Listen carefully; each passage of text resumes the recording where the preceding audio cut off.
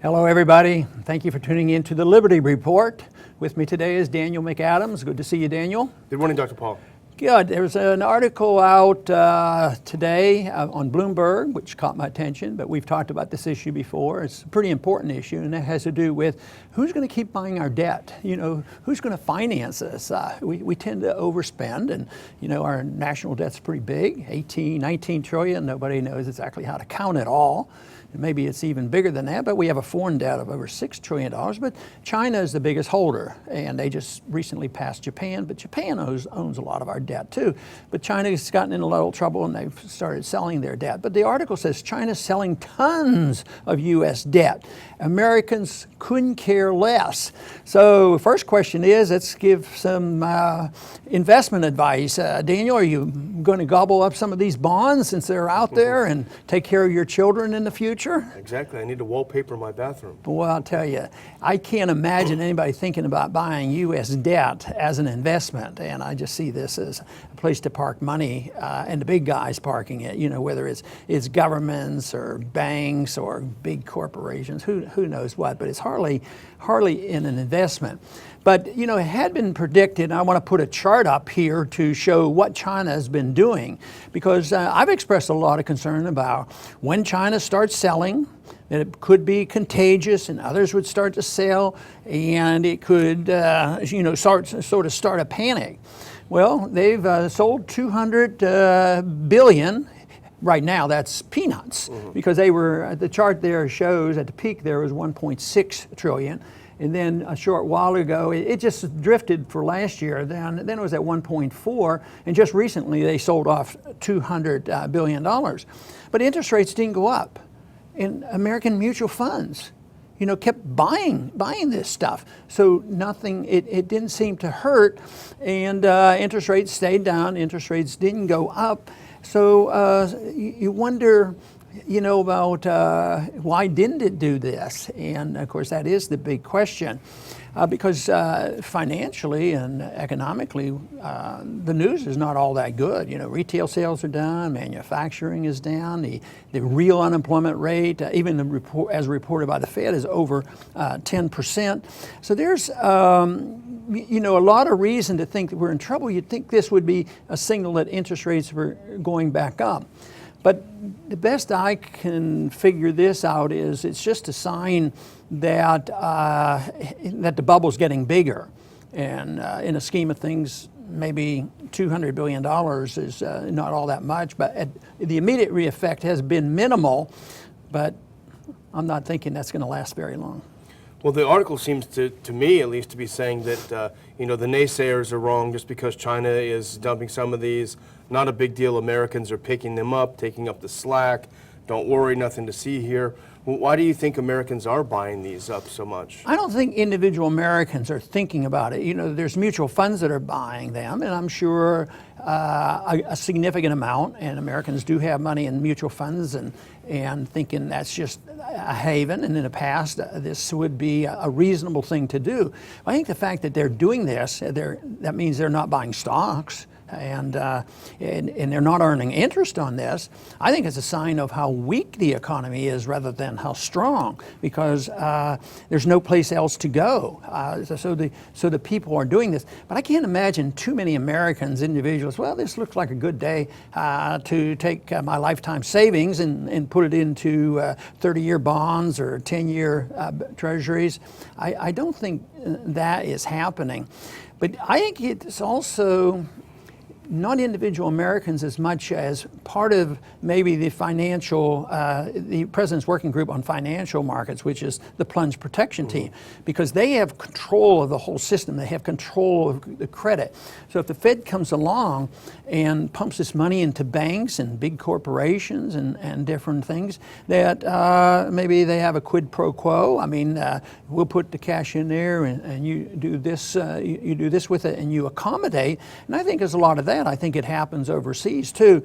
I wouldn't be surprised if someday when they sort this all out that it wasn't just American individual investors buying all this debt. I think other people are buying it too that are in cahoots with the Fed to pretend that everything is okay. That's generally what they have to do, because the value of the dollar depends on confidence, and confidence is subjective. Though maybe you and I would decide, well, that's an illusion. They shouldn't have this much confidence. Confidence is still important, but it also means that you can lose confidence quickly. It may be artificial and they shouldn't do it, but for now there is this confidence, and that's where we are right now. So we have to wait and see. But instead of this being a sign that we have a healthy dollar and a healthy economy and interest rates didn't go up, I think it's a sign that it was so weak and they have no other place to go. That's, as a non-expert, that's the feeling I got from the article. And at the beginning, it's, emphasized this is no problem, Americans are taking up the slack. Then you get further down in the article and they quote the chief strategist for Prudential, who says, there's no need for a rate hike now, there's no need for that. So am I wrong that it seems to be two contradictory statements? No, I think that was an important part of the article, and that they had two different opinions, but I agree with that, because I think this puts this information out that the economy is doing good, interest rates aren't going up. Why are we worrying about this? And it'll be the excuse for not raising interest rates, and that's all they're looking for. And of course, my position for a long time has been that the Fed won't raise interest rates, even a quarter of 1%. They're terrified about doing this because of the psychological effect on the markets. So I think that they are frightened by this, and they're going to use this as an excuse and send more assurance to the market that they're not on the verge of raising it. And today the markets are not doing a heck of a lot, but I think eventually it won't matter. I think that it'll be irrelevant, and eventually I don't think that $200 billion will be the amount being sold. It will be a lot more.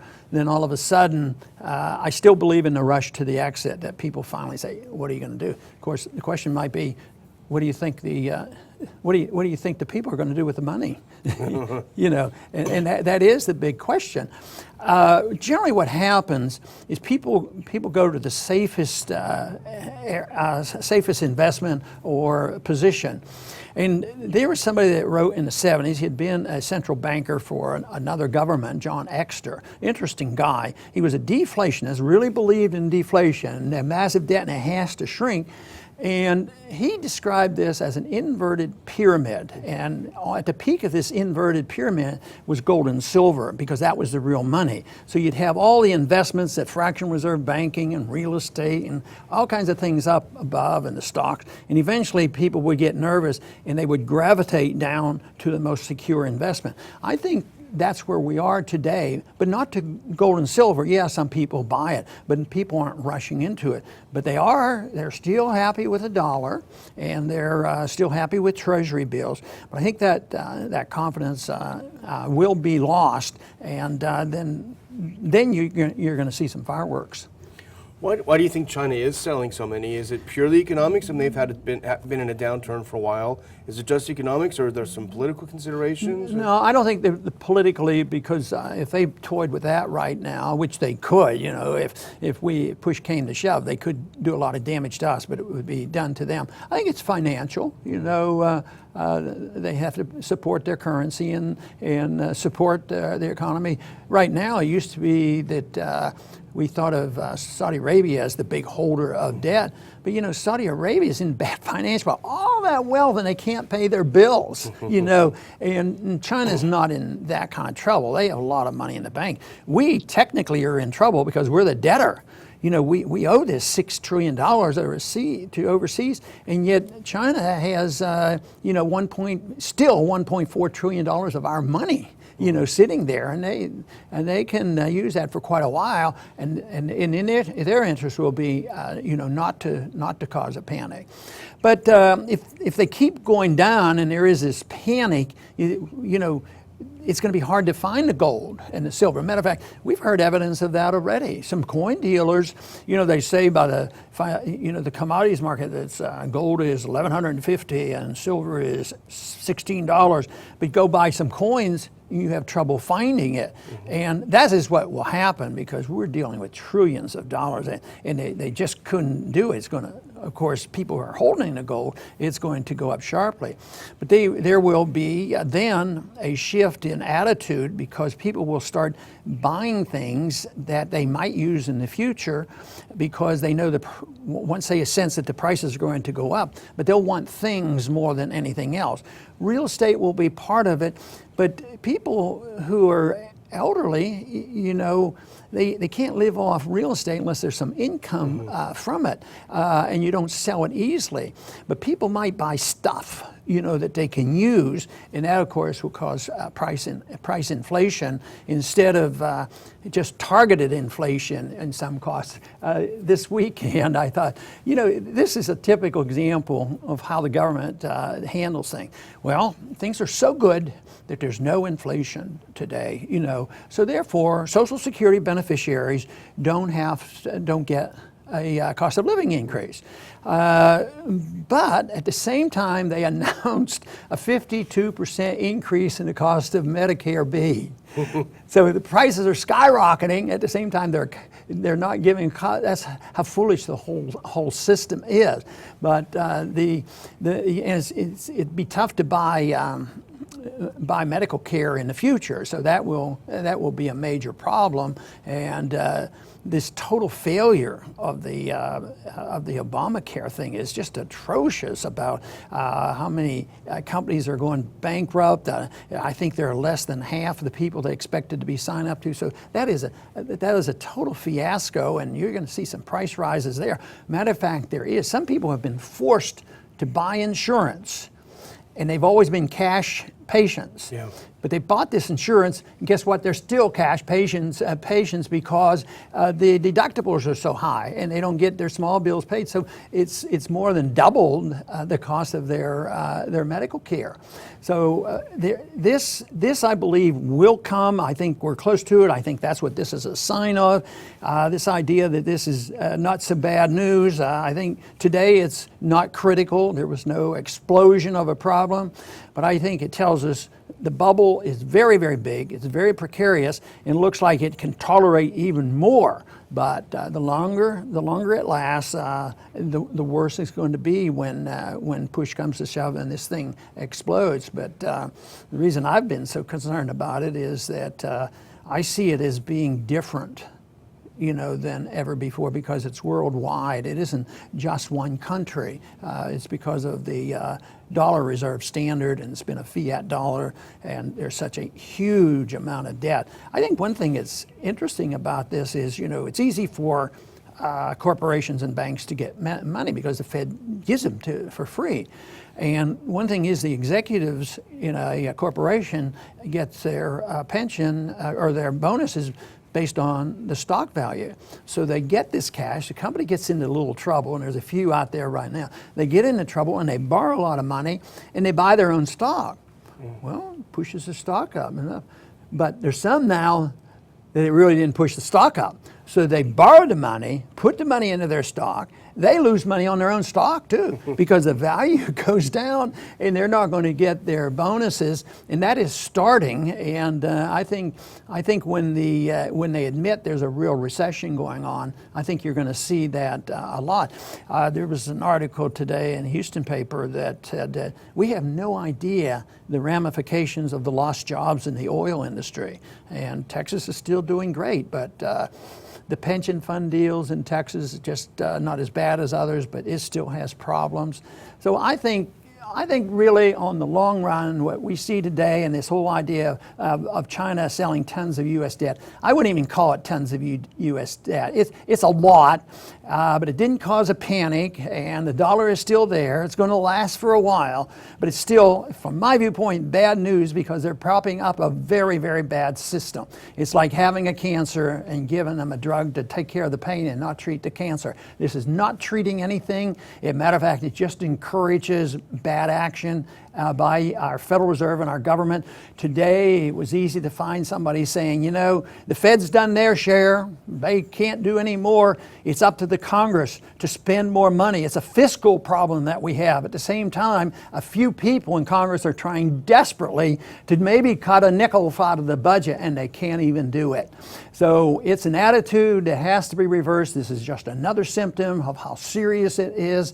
And this won't change until the American people decide a different role for our government. Our government being the caretaker of everybody from cradle to grave in a welfare state, both rich and poor, at the expense of the middle class, and that we have to police the world. As long as that's our philosophy and put all the weight on the dollar and all the trust in the dollar and this illusion of trust in a system that makes no sense whatsoever, it will come to an end. I think what we read today just means that we're one step closer, even though some people may be lulled to sleep by saying, see, you guys worry too much. It didn't have much of an effect. Well, that's something that I do. I don't so much worry about it, but I try to point it out because I'm so confident that if we did the right thing, these problems could be solved. And the right thing is live in a free society, have sound money, and limit the role of government and give up on welfare and socialism and warfare, and the problems would be solved. So the solution is out there, and that's all we have to do is wake up enough Americans that when that crunch comes, when the bust comes, that we have enough people telling our representatives exactly what they ought to do. And I think we're making some progress there, but we have a lot of work to do yet. I want to thank everybody for tuning in today to the Liberty Report, and please come back soon.